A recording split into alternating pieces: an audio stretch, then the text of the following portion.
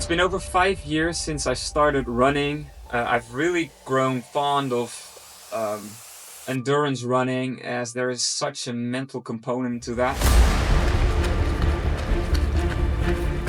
This is literally the hardest thing that I've ever done.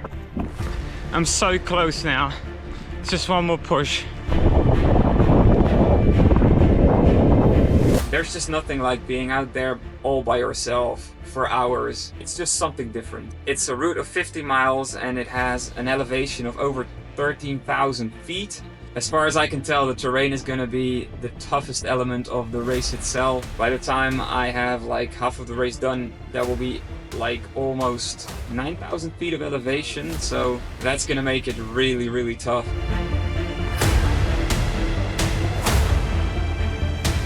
And I've completed 6 marathons now, but I've never been running further than that. This makes it like frightening, but also exciting at the same time. My name is Jelmer and I'm about to run my first ever ultramarathon.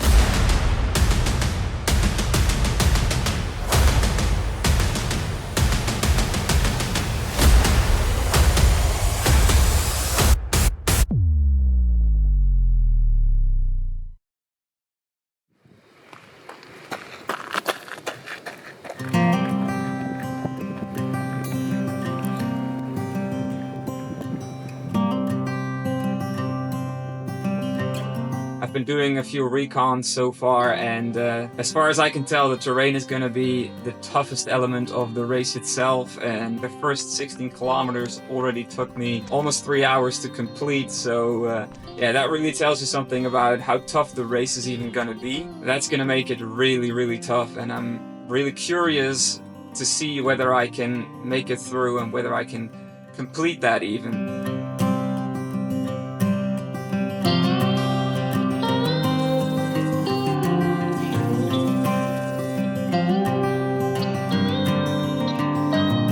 So I've been busy with the last preparations for the ultra run tomorrow. It's 5 in the afternoon right now, so it's 15 hours till the start of the race.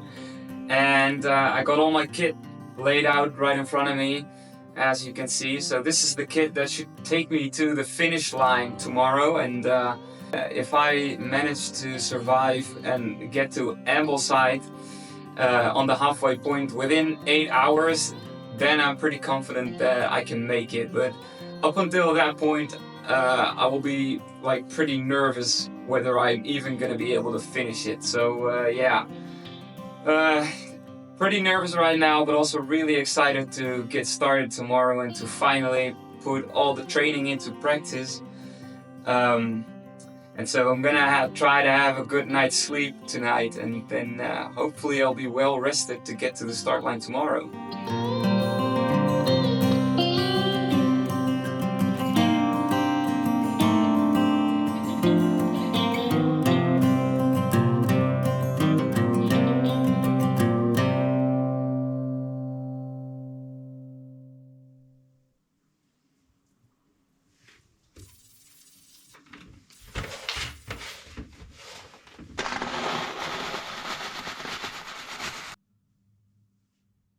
So it's 5 a.m. in the morning, and so it's 3 hours to go to a race day, and I got up early and I'm having some breakfast right now.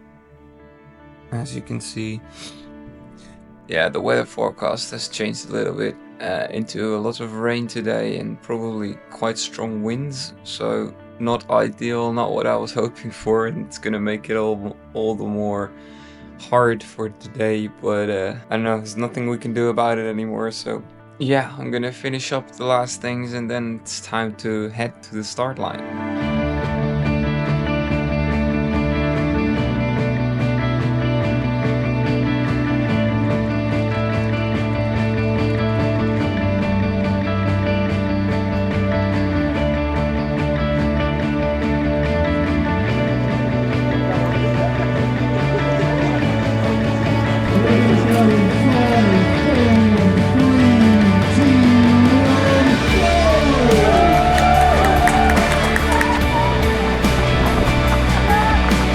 So here we go. off on my first ever ultramarathon adventure. I'd been training for years to get in the right shape to be starting this race. Only 5 years ago I had trouble finishing a 10k, and now I'm on the start of my own first ever ultramarathon, 50 miles through the Lake District in the UK.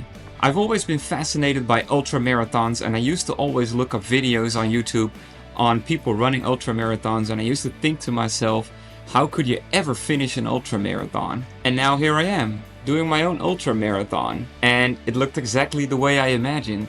So it started in a small village with not many spectators, and also not that many participants, because in the end, who is crazy enough to sign up for an ultramarathon? So it was just me and a bunch of other crazy people taking on a challenge of 50 miles on the trails on what was going to turn out to be a very long day. First 7k done, but it looks absolutely gorgeous here. So after the start of the race, I really felt great. And for the first hours, the weather was actually amazing. I had no idea how to pace myself, so I just really tried to do what felt good for me. And before long, I arrived at one of the most iconic points in the race. This was the descent down Blencontra into the first aid station of Thruilkeld. I had been reading in several race reports that this descent really was the highlight of the race itself.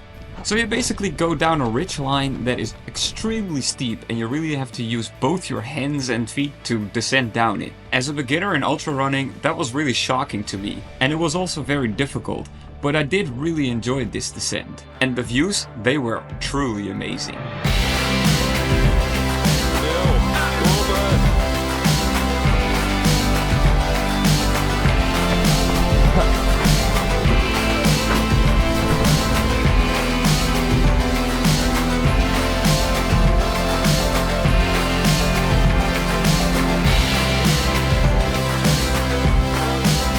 So I got through the first aid station, and now I'm on my way to the second part, which is gonna have most of the elevation. I'm still feeling great, but it's just so far to go. We'll see. Hopefully I make it to Ambleside in time. Oh, this is gonna be a long day. And little did I know what was about to happen next. So next up was a 20-mile section into the high fells of the Lake District. I would stay on a sort of a plateau, climbing and descending all the peaks in the high fells. And it was even before the first climb that I really felt my legs burning, and that I thought to myself, maybe I started out a little bit too fast. But I don't know if you can feel great at this point, so I'm walking mostly up hills, hoping to be able to run the downhills, and that should be fine for now. But the worst was yet to come. After 4 hours of racing, it started raining. And also the wind started to pick up. And up in these hills, the weather can be pretty extreme. And my race was slowly turning into a battle of survival.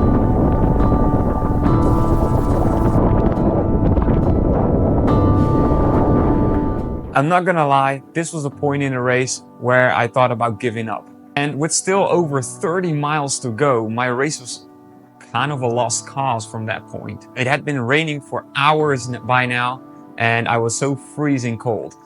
I was also a little bit nauseous, and I couldn't get any food in, so that made it even harder. And at some point, I couldn't even take out my raincoat and put on my gloves anymore because my hands were just too cold to even be able to do that. But I had learned an important lesson from all the videos that I've been watching about ultramarathon running, which is if you get in that sort of situation in a race, it's just important to keep moving forward. Just put one foot in front of the other and don't think ahead too much.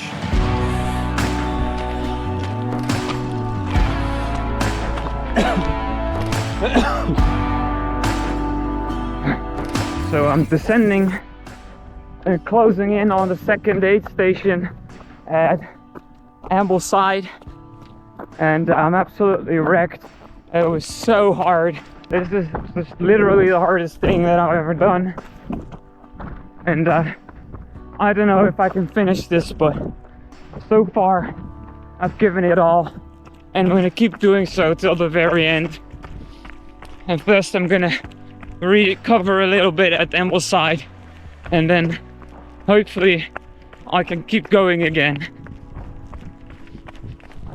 I had learned from several athlete experiences that the aid station of Ambleside is really gonna feel like paradise.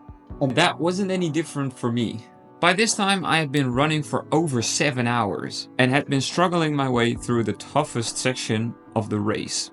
And when I got to the aid station, I looked like I'd seen a ghost.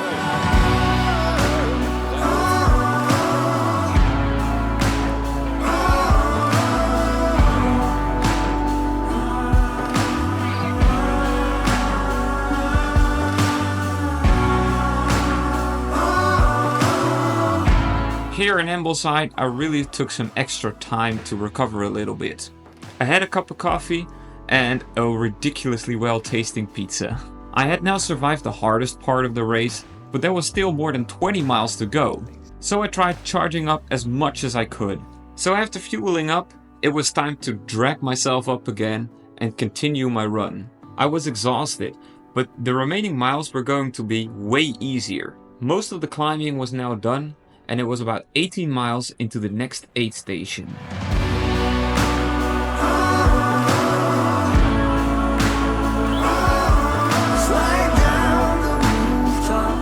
I took a relaxed pace, which gave my body the space to process the food that I had been eating. And for the first time this race, surprisingly, I was running together with someone.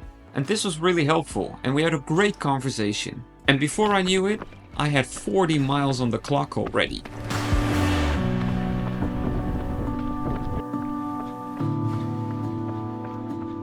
So I'm just around 40 miles, and that means just over 10 miles left. Finally, there's some tarmac here, so that makes it a lot better. That's been absolutely the hardest thing I've ever done, but since the aid station, I've been able to get back up again a little. So now hopefully I can have an okay-ish lost leg and get it to the finish line. Most of the road's gonna be flat or not too long of a climb, so that's gonna be great. I'll check in again later.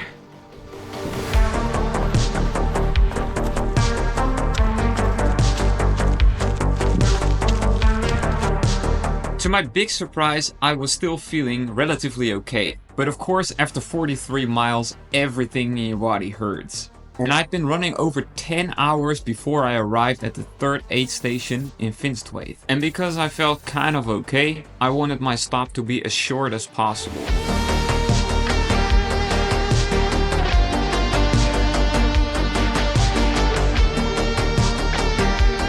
Let's go to pick up something. Sorry for that. Let's get it.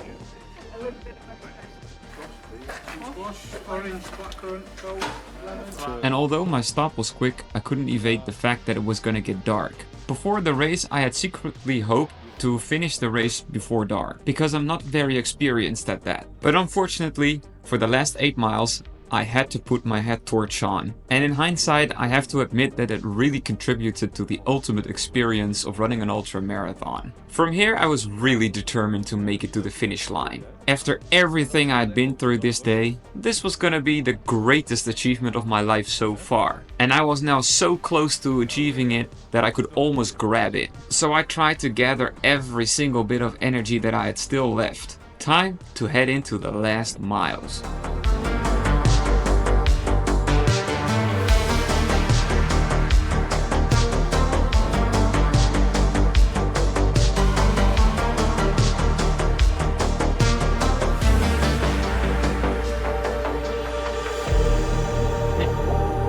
Well, just around 10k to go. I'm feeling all right. I think I'm gonna have a fine 10k here, but we'll see what the terrain gives. Luckily, the last 3k are on asphalt downhill, and then I can finish it off easily. So.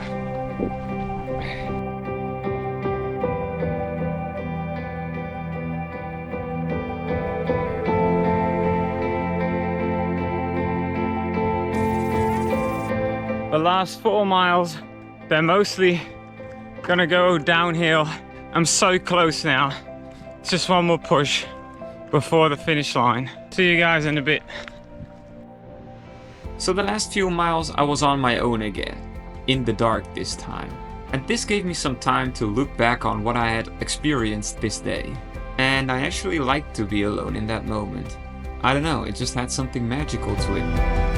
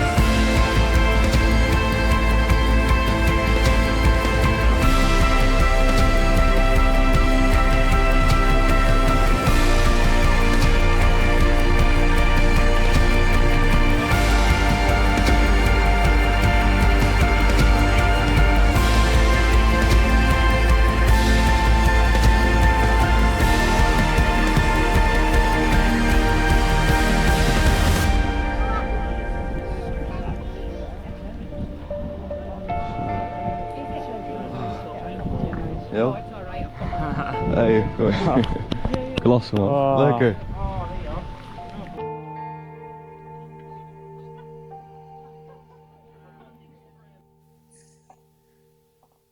And that is where the story of my first ever ultramarathon comes to an end. It was an amazing day and I had a great time. I managed to finish the race in 12 hours and 33 minutes. And it brought me even to the 20th place. On days like this, you go through so many emotions and there were so many highs and lows. And I can tell you, it feels really gratifying to cross the line after over 12 hours on your feet. And it also really fills me with gratitude that I'm able to undertake this kind of adventures. But this also goes to show how far you can get in 5 years of training. So years ago, I could have never imagined myself running an ultra marathon. But here I am. I just did it. Isn't that great? So you may not consider yourself doing something crazy today, but if you work for it and you take incremental steps towards it, in a few years' time, you can really reach amazing goals. I mean, 5 years ago, I was having trouble finishing 10 kilometers, and now I'm able to run an ultra marathon. So as humans, we find it hard to look far into the future. But if you take it day by day, there's so much progress over the course of years. And I just wanted everyone to keep that in mind. It is so worth it to pick up your own challenge and to go chase it. I mean, on days like this, you just learn so much and you have so many great experiences. There's no way you're gonna get that if you don't take up any challenges. And it also feels so good to see yourself progress over the years. And I really want to encourage you to do the same thing. And I would suggest with that, just start small. If you want to learn to run 10K, for example, you should just try to take it step by step. And if you do the work, before you know it, you'll finish your first 10K. That's the way it started with me. And for me, it evolved to even ultra running. And it's this constant evolving that really makes you grow as a person.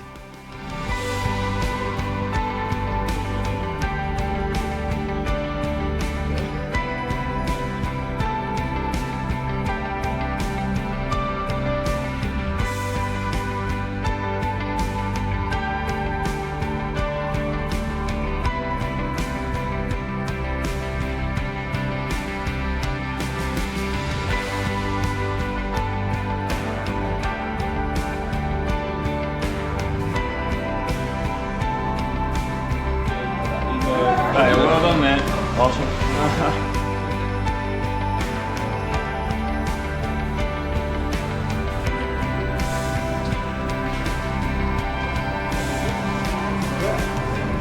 I want to thank the organization Dirty Events for organizing this event.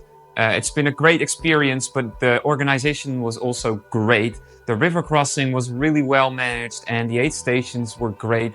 And all the volunteers and people who helped me were absolutely amazing. So thanks for that a lot to Dirty Events. I also want to thank my girlfriend Julia. She's been supporting me so well, and in the months leading up to this, she's always been a great support to me, and she always had faith in me. And even when I didn't have that much faith in myself being able to run an ultramarathon. She always showed that faith in me, so thanks a lot for that. I also want to thank my friend and cameraman Lars. He was there all day, not only to film me, but also just to support me mentally. And it just feels good to have someone who is tracking you and who is waiting for you at the aid stations. And finally, I want to thank everyone for the kind messages that I got from this ultra marathon. So many people were following and tracking me on the day itself. And afterwards, I got so many nice messages. That was really astonishing and heartwarming, I would say. So I set out to make this film with the intention of inspiring people and encouraging them to grow. So if you like this film, I'd be happy if you share it with all your friends and family so that they can get inspired as well. This really was one of the many adventures, and I'm hoping to be documenting them in the future as well. For now, thanks a lot for watching this film, and I hope to see you back in my next video. Bye bye.